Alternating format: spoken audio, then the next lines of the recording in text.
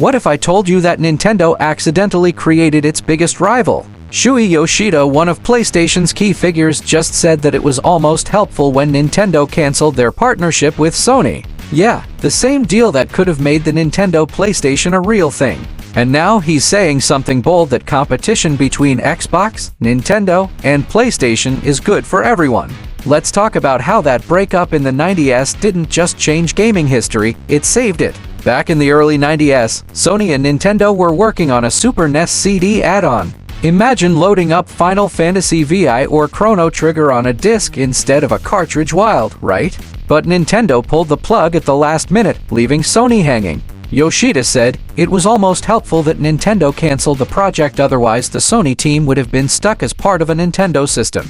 Translation: if the deal had worked, Sony would have stayed in Nintendo's shadow. But because it collapsed, they went solo, and that led to the original PlayStation, one of the most important consoles ever made. Fast forward to today, and Yoshida's right, the big three aren't even playing the same game anymore.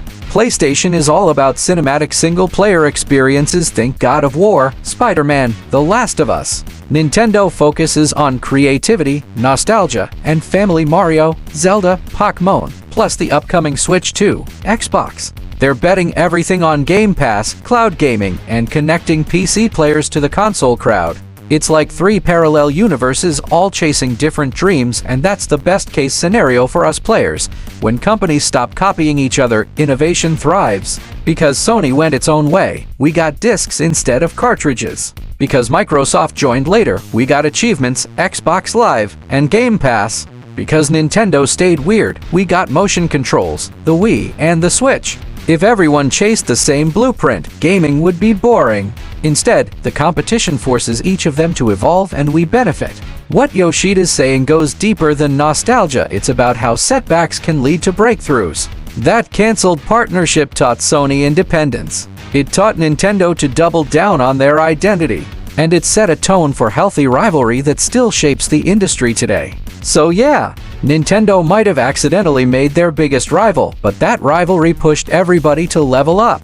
And as long as each company keeps following its own path, the cinematic, the creative, the connected, the future of gaming looks brighter than ever. So next time you see Sony, Xbox, and Nintendo heading in three totally different directions, remember, that's exactly what makes gaming so exciting. What direction do you think is shaping the future right now? Cloud, creativity, or cinematic storytelling? Drop your take in the comments below. And if you love deep dive stories like this one, hit that like button, subscribe, and keep your notifications on. I'm VonWynn, and this was the story of how a canceled console gave us the golden age of gaming.